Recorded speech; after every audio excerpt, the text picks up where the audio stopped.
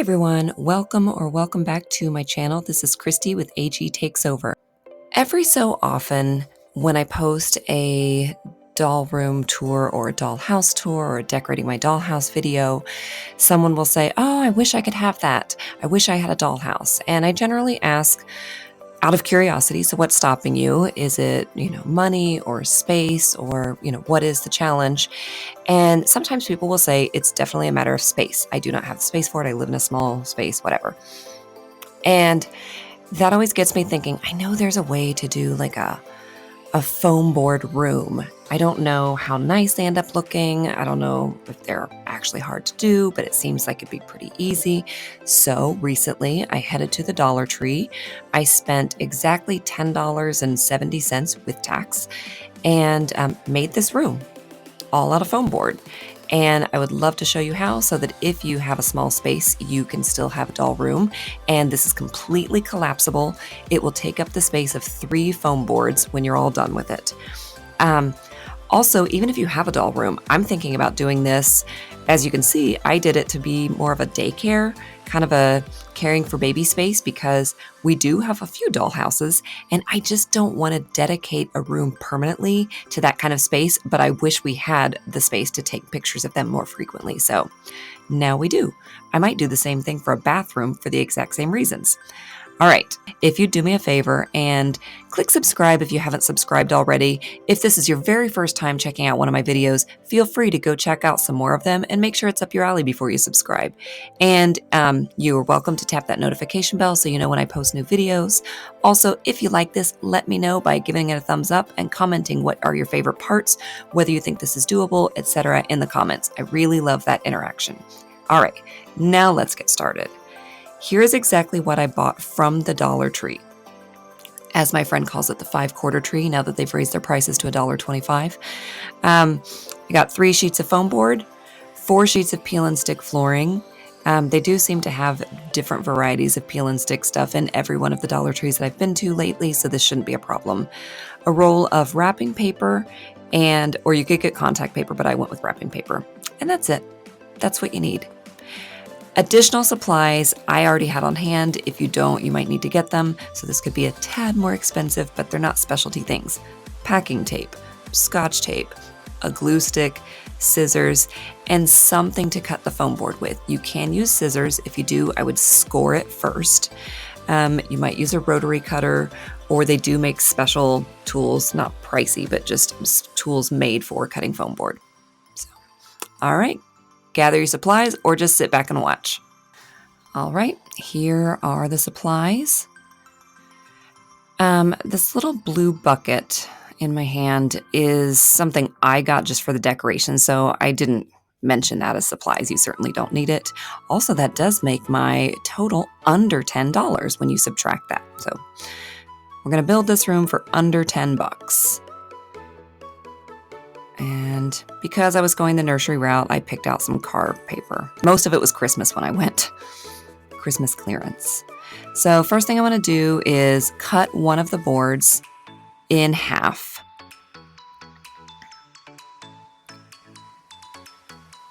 I used a tape measure. If you had a ruler, if you only had a string, you could cut a string to match it, fold the string in half, and that's your halfway mark.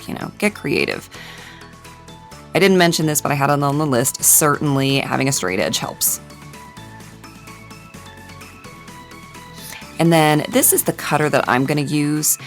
I'm doing this early in the morning. My wife's still asleep. This is her cutter and I've never used it. I seem to recall she had some kind of special metal straight edge to go with it, but I can't find it and I don't want to wake her, so I'll do the best I can freehanding. And I've cut this really slowly. I'm not going to make you watch the whole thing. But these are going to be the side walls.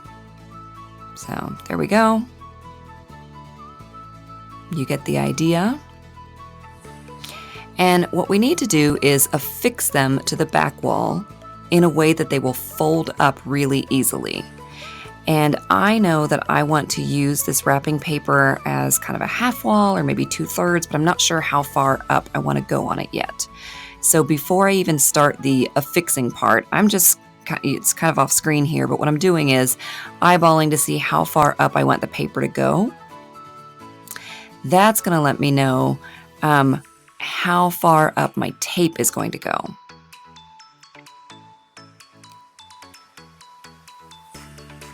So as you can see, I decided I'll go about 10 inches up. You could obviously completely wallpaper the back.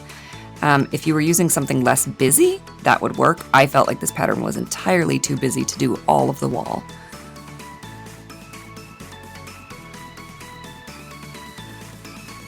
And what you're seeing here are the interior walls. So I'm doing this from the inside. These will be the interior corners. Well, this will be one of the interior corners. See how easy that's going to fold up? Now, I do notice you can still see some light coming through. See that? We're going to address that. It's going to be covered up with the wrapping paper, but we'll have to address the top part of the wall.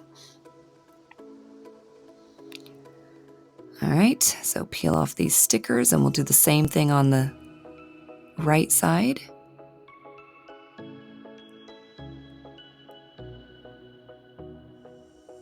This video was really long because I just let the whole thing run through. So I have trimmed a lot of fat, so you are not going through the excruciating agony of watching the entire thing be built.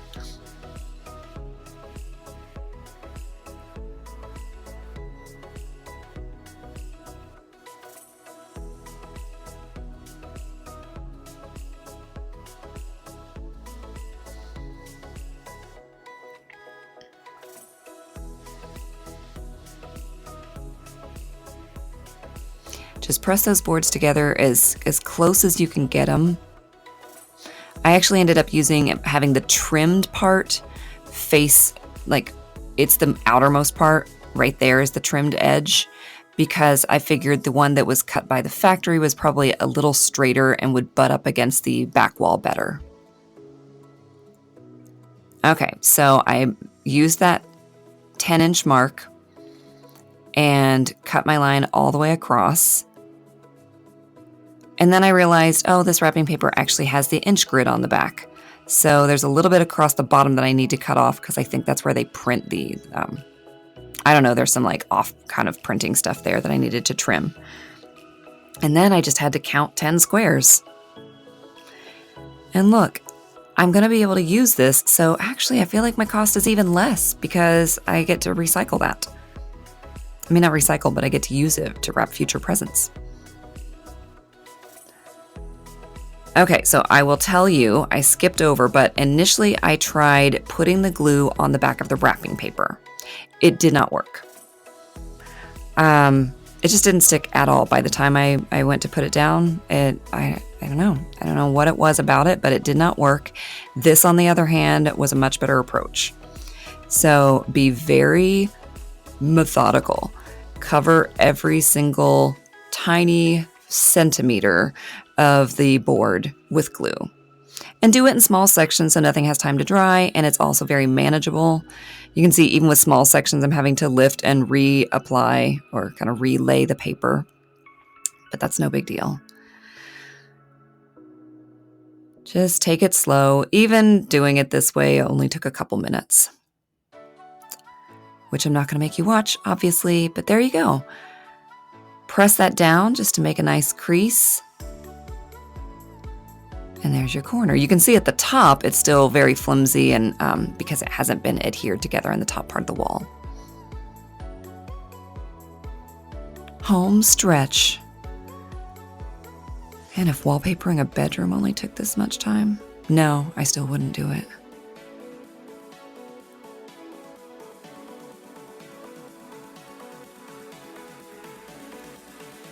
There's a question for the comments.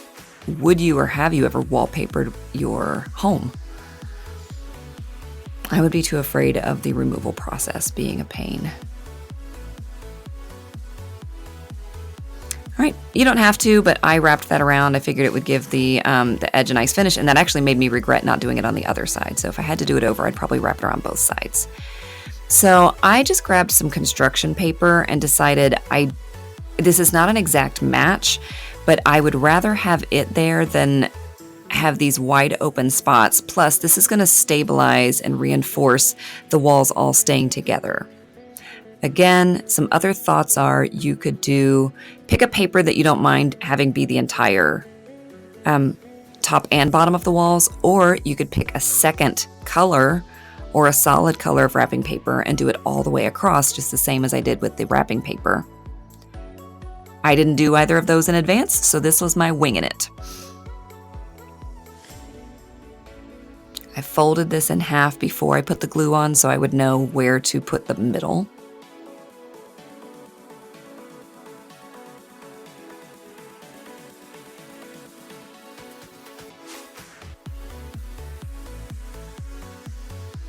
Fun fact, I do not, in fact, have a boo-boo on my wrist.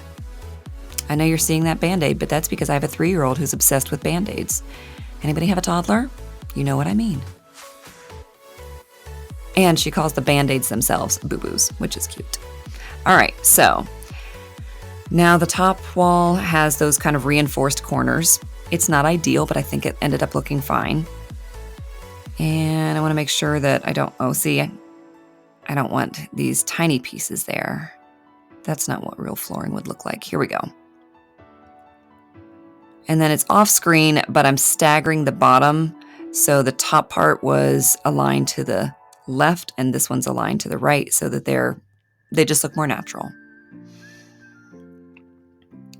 This was really nice. I'd never used their peel and stick flooring for anything, but they had one tab that you could take off. So that was nice to get it placed. You know, just that small strip is going to be sticking initially. If you're using contact paper, obviously it's a little bit different because it's not as stiff. This was really easy to work with because the paper was stiff and the vinyl itself was a little bit thicker than most contact paper, or at least most Dollar Tree contact paper. So again, slow and steady is key. Making sure you don't get any air pockets. Even taking your time, this was going surprisingly fast. And again, whenever possible, I chose to just wrap the excess over instead of cutting it off. I didn't worry about the fact that I couldn't do that across the whole thing, but I was happy that I was able to do that for the front.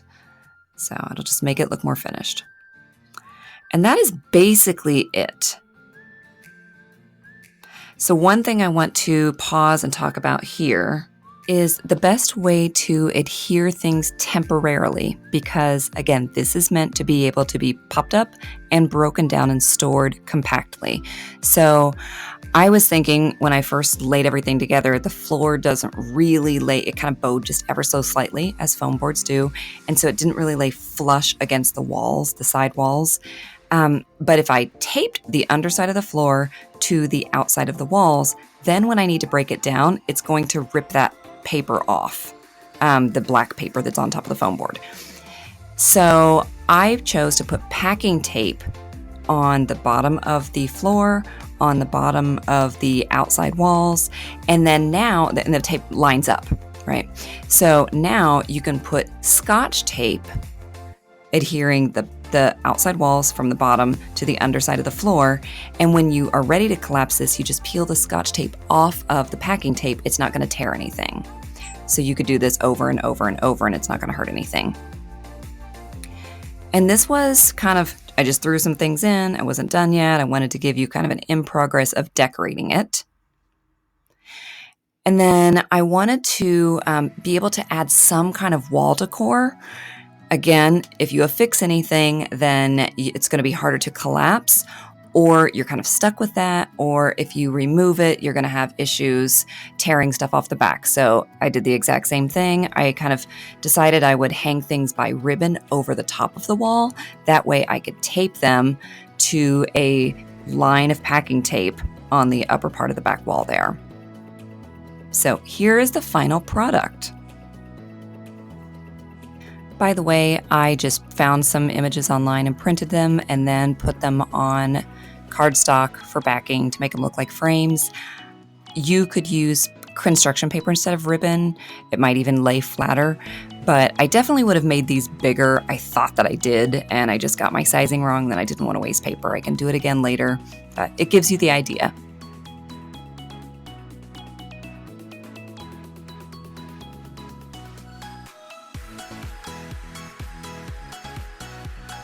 Here is a picture of the final product one more time. I'm thrilled with how this turned out.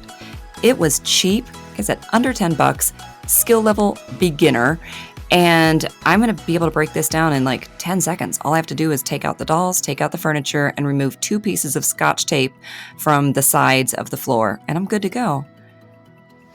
All right, I did say that it would take about 10 seconds to take this apart. Hyperbole.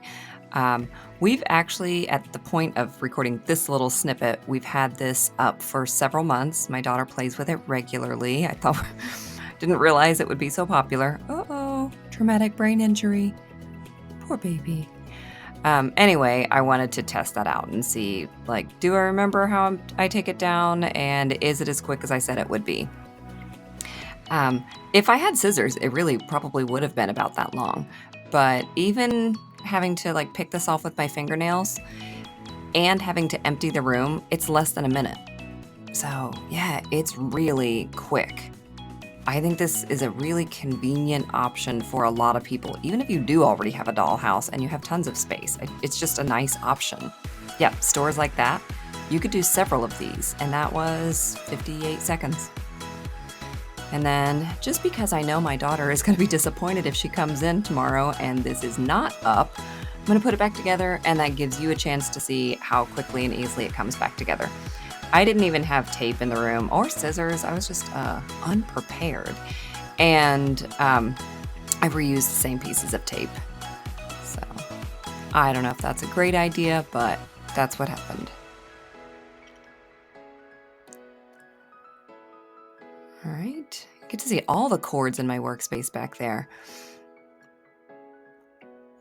Anyway, getting it all back together is also less than a minute. I really like this. If you went with something more neutral, like not cars, but just a solid color, or I don't know, just something more neutral, you could even have separate little baggies like, here's the bag I get out when I want to decorate this as a living room. Hey, there's my kiddo. Here's a bag you get out when you want to decorate it as a, I don't know, bedroom. There you go. I would love to know if any of you end up trying this, or if you think you'll try it, let me know in the comments. And obviously, if you have any follow-up questions, just ask them in the comments. Thank you for watching.